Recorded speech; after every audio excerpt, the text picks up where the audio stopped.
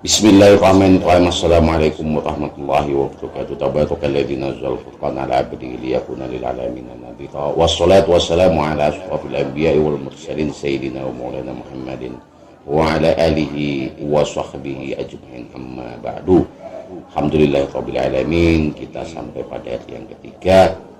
Kita bisa bermuajahah melanjutkan ngaji Nashaikhul Ibad li Syekh Syihabuddin Ahmad ibni Ali ibni Muhammad ibni Ahmad As-Syafi'i yang kita kenal dengan nama Ibnu Hajar Al-Asqalani.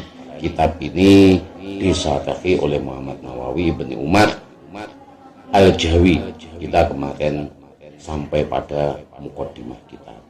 Lalu selanjutnya Muhammad Nawawi ibni Umar Al-Jawi ini melanjutkan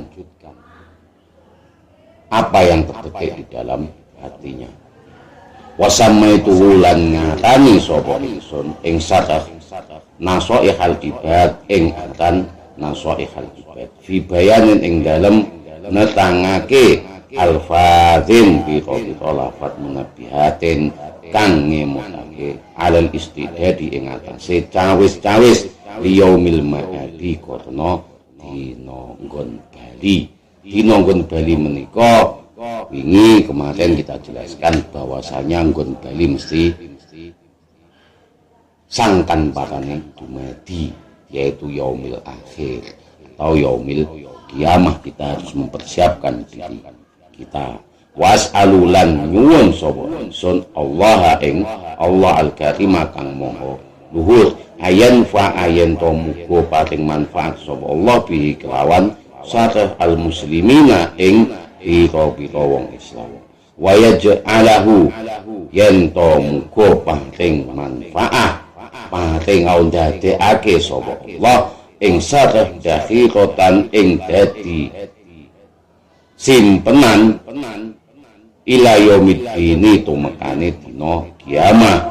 Amin. Muga nembadani tuan ing panyuwun kula.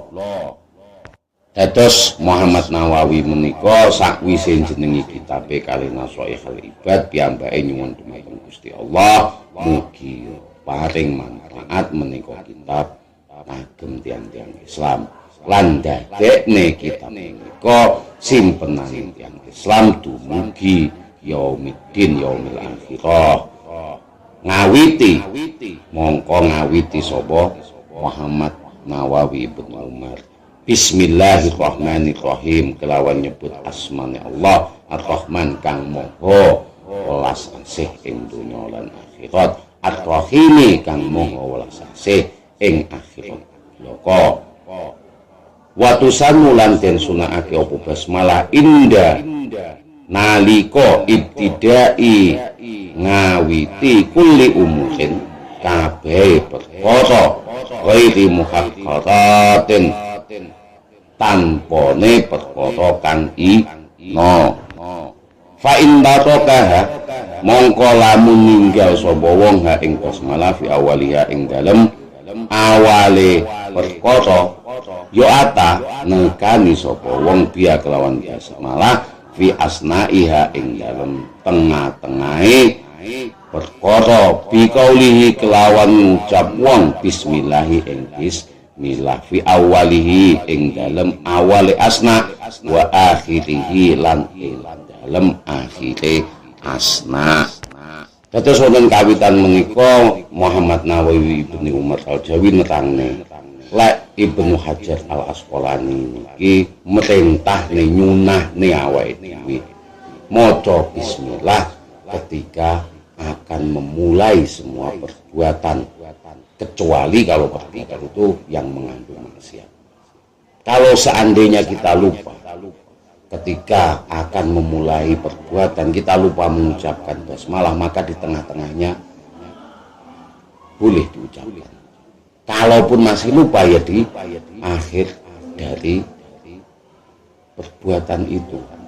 Karena semua ibadah itu ya harus disertai dengan keikhlasan. Dikerjakannya ya harus dengan ikhlas karena lillah wa ma umiru illa liya'budullaha mukhlishina lahuddin hunafa'a wa yuqimus sholata wa yu'tuz zakata wa dzalika dinul qayyimah. Jadi ibadah kepada Allah itu eksistensinya adalah keikhlasan, karena tanpa ada keikhlasan maka tidak bisa dikatakan sebagai ibadah kepada Allah. Dan perbuatan yang kita lakukan selayaknya dilandasi karena Allah dengan melafadzkan kalimat Bismillahirrahmanirrahim. Itu yang disarankan, yang disunahkan oleh Ibnu Hajar Al-Asqalani. Karena semua perbuatan ketika kita niatkan untuk ibadah kepada Allah menjadi perbuatan akhirat, walaupun itu perbuatan dunia. Kemarin kita terangkan kamin amalin yatasawwaru fi a'malid dunya yasiru a'malal akhirah bi husnin niyah, wa kam min amalin yatasawwaru fi a'malil akhirah yasiru a'malad dunya bi su'in niyah. Berapa banyak perbuatan dunia yang tidak ada pahala sama sekali, tetapi akan menjadi perbuatan akhirat ketika niatnya benar, ketika niatnya karena ibadah kepada Allah. Dan berapa banyak perbuatan akhirat yang pahala syarat akan ganjaran, syarat akan balasannya Allah, menjadi amal dunia semata yang tidak ada pahalanya ketika niatnya salah. Maka kelayaan sebagai hamba ya harus sujud kepada Allah dengan ikhlas melaksanakan ibadah karena Allah. Alhamdulillah kabehane puji iku lillahi kadwi Allah fi khinin fi kulli khinin ing dalem sekabehane mongso. Ai zamanin tegese mongso kala kang sedidik apa zaman au kasura utawa kang akeh apa mongso. Jadi alhamdulillah utawi sekabehane puji iku lillah, itu lafaz yang harus kita ucapkan ketika kita selesai melakukan satu perbuatan baik. Setelah kita meniatkan, melafadzkan dengan basmalah sebuah amal yang baik, kita niatkan untuk ibadah kepada Allah, kita akhiri dengan melafadzkan alhamdulillah utawi sekabehane puji iku lillahi. Karena apa? Kita bisa melakukan perbuatan baik, harus kita yakini kalau itu adalah hidayahnya Allah, anugerahnya Allah. Tanpa ada hidayahnya Allah, tanpa ada anugerahnya Allah, maka kita tidak akan bisa melakukan perbuatan baik. Fi khinin fi kulli khinin ing dalem sekabehane mongso. Di situ harfu khinun itu adalah am. Jadi ai zamanin tegese piro-piro zaman, tegese zaman semua atau bersifat umum. Kola kang setitik opo zaman, au kasuro utawa kang akeh opo zaman. Jadi hin di situ adalah lafaz am, keseluruhan zaman.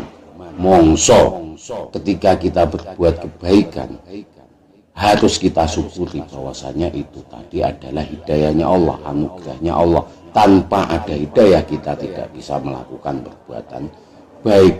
Kitab hikam itu adalah Syadziliyah murni karena pengarangnya adalah Athaillah Al-Iskandari. Athaillah Al-Iskandari ini murid dari Abu Sufyan Al-Uyainah. Al-Uyainah ini murid dari Abu Hasan As-Sadzili. Jadi kitab ini adalah Syadziliyah murni, disebutkan di situ. Ini sangat terkenal. Di dalam kitab hikam itu disebutkan qalilul amal ma'asuhudin minnah minallahi khairan min kasiril amali ma'a ru'yatit taksir. Sedikit ngamal tetapi dengan keyakinan bahwasanya itu adalah anugerahnya Allah, hidayahnya Allah, lebih baik dari ngamal yang banyak tetapi selalu ragu-ragu kalau itu hidayahnya Allah. Contohnya ragu-ragu kalau itu hidayahnya Allah, ujub, takabur, bahwasanya yang berbuat baik dirinya sendiri ataupun ingin dilihat orang lain. Setelah kita bersyukur kepada Allah fi kulli hinin, dalam lafaz yang tidak ada batasnya, semua mongso zaman kita harus bersyukur kepada Allah. Wa auqatin lan piro-piro waktu, wa ya utawi auqat iku azminatun mahdudatun, piro-piro mongso kang diwatesi. Jadi wawu atof di sini diatofkan kepada fihinin, semua mongso tanpa ada kecuali. Wa auqatin, walaupun di situ disebutkan auqat, itu lafadznya lafadz khas, terbatas, zaman yang terbatas oleh waktu. Wa ya utawi taf au lafadz auqat iku min atfi khosin, sangking atofe lafadz khos kang khos ala amin ing atase kang am.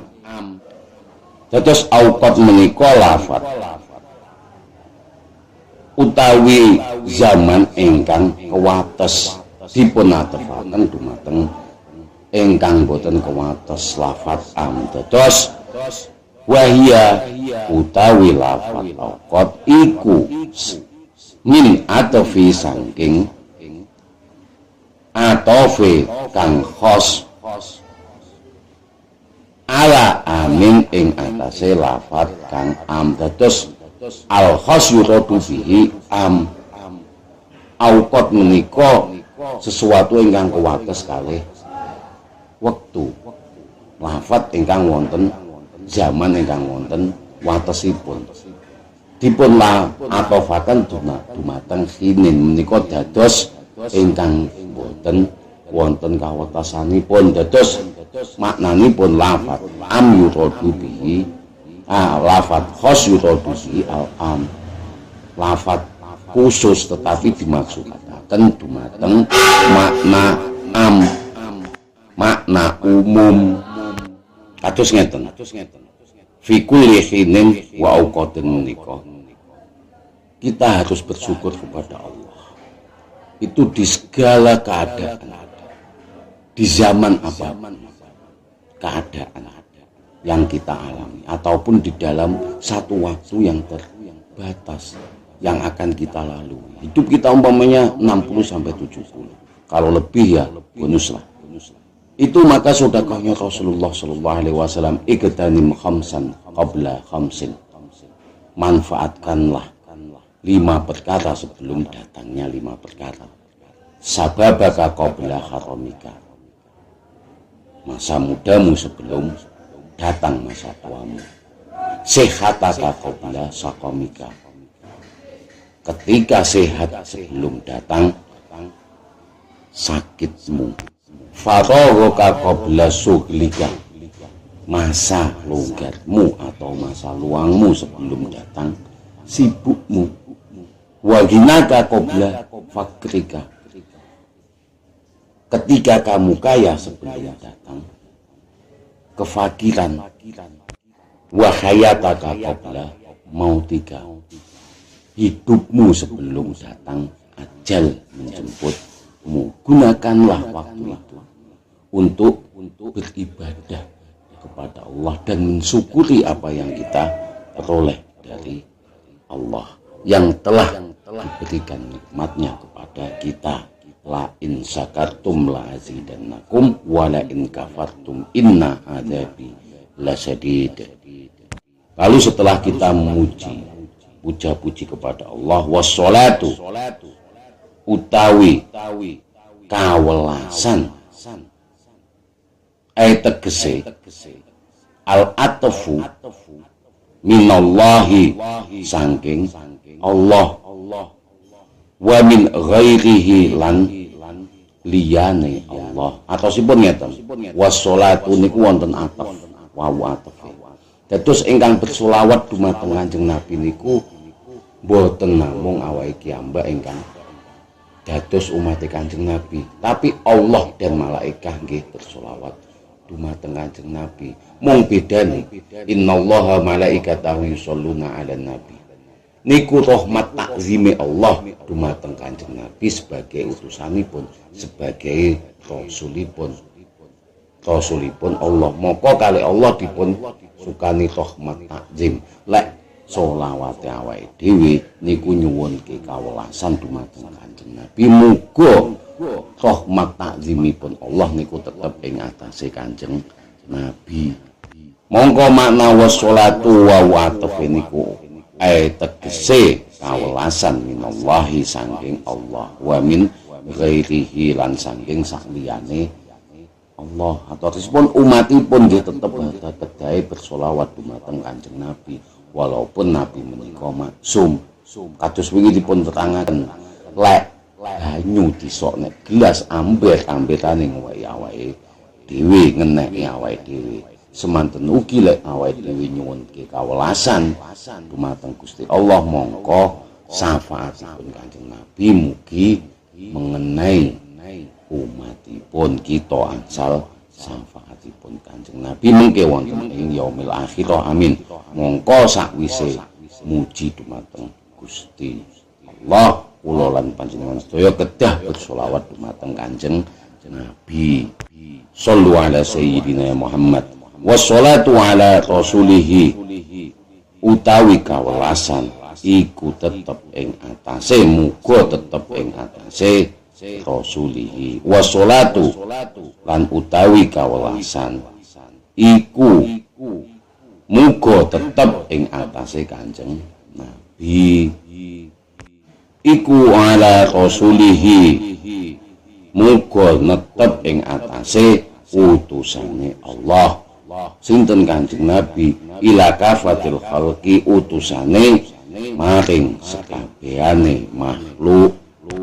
Bersolawat dumateng Kanjeng Nabi menika amargi Kanjeng Nabi menika utusanipun Allah maring sekabehane makhluk. Piyambakipun diutus dumateng sekabehane makhluk, innama buistu li utammima makarimal akhlaqi, dados nyempurnaaken akhlakipun menungso, kedah sempurna akhlakipun menungso menika. Asrofil khalqi, ya luweh mulyane makhluk.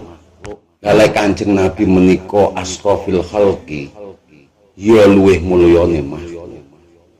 Utusanipun Allah, maka umate Kanjeng Nabi ya kudu melok-melok akhlake kaya Kanjeng Nabi, dadi sempurna akhlake, makarimal akhlak. Ya umate Kanjeng Nabi ya kudune melok khutwah hasanah Kanjeng Nabi. Inna fi rasulillahi uswatun hasanatun. Berpikir umatnya Kanjeng Nabi niku kedahe kados ngaten, berpikir nubuwah ikhlas dalam beribadah. Laulaka ya zinatal wujudi mataba aisi wala wujudi. Menika niki biasa dipun dendangaken kali para penyair di zaman dulu.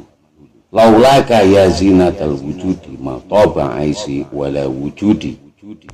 Cara berpikir awake dhewe kedahe ngeten, cara berpikir kita, andaikan tanpa engkau ya Rasulullah, wujud kami tiada berguna.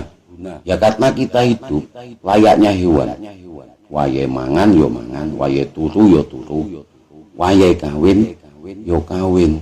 Barokah agamamu kami bisa sujud kepada Allah, barokah ajaranmu kami bisa sujud kepada Allah Subhanahu wa ta'ala, dan itu inti hidup,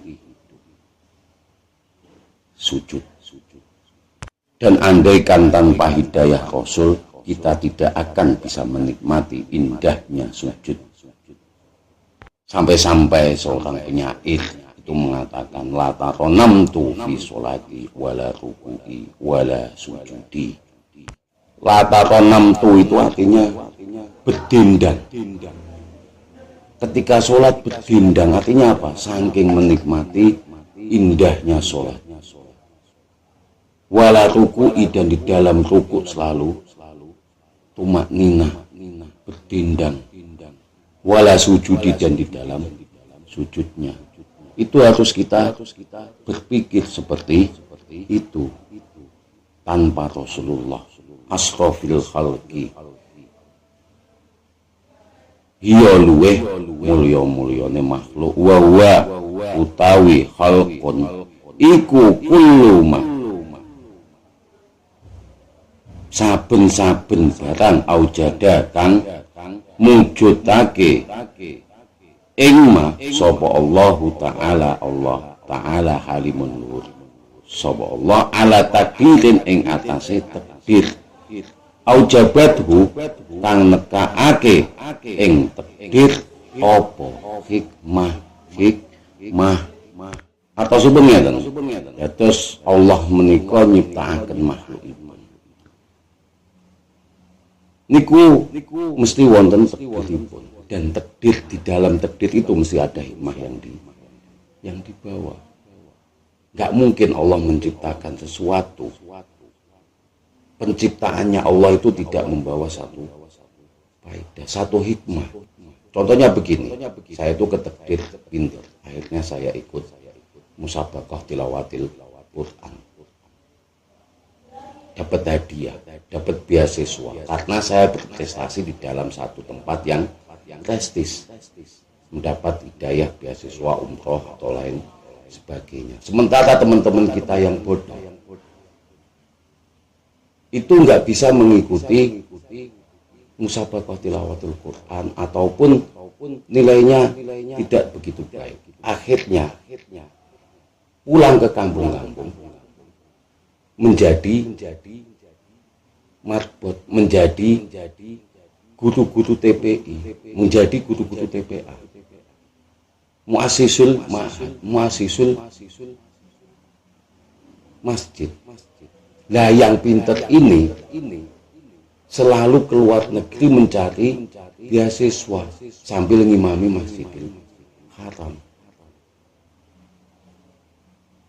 Lama-kelamaan yang pintar ini akhirnya jumut, ngatok, apa yang saya dapat, apa yang bisa saya dapat. Tetapi yang bodoh, dirikan masjid, ngopeni musola kecil suro-suro, mendirikan madrasah. Yang keluar dari pikirannya apa yang saya berikan. Ini sangat bahaya, karena yang pintar kelamaan keluar negeri cari beasiswa, yang dipikirkan hanya apa yang saya dapat. Sedangkan yang bodoh selalu memikirkan apa yang bisa saya berikan. Ini bahaya dalam dakwah Islam. Tapi ini bukan berarti justifikasi untuk kenakalan anak remaja. Maka Allah menciptakan orang pintar juga ada hikmahnya, orang bodoh juga ada hikmahnya. Ya disyukuri saja. Ternyata penciptaan orang bodoh itu juga ada rahasia besar di belakangnya. Rahasianya Allah. Ya harus kita syukuri ketika kita tidak bisa berprestasi. Ya tetap harus alhamdulillahirabbil alamin. Karena di setiap penciptaannya Allah mesti ada hikmah di dalamnya. Ini saja mungkin yang bisa kita sampaikan di hari ketiga ini. Semoga membawa manfaat, barokah. Subhanallah wa bihamdi adada khalqi wa ridha nafsi wa zinata arsy wa midada kalimati. Subhanallah wa bihamdi adada khalqi wa ridha nafsi wa zinata arsy. Subhanallah wa bihamdi adada khalqi wa ridha nafsi wa zinata arsy wa midada kalimati. Wallahu muwaffiq ila aqwamit thoriq. Wassalamualaikum warahmatullahi wabarakatuh.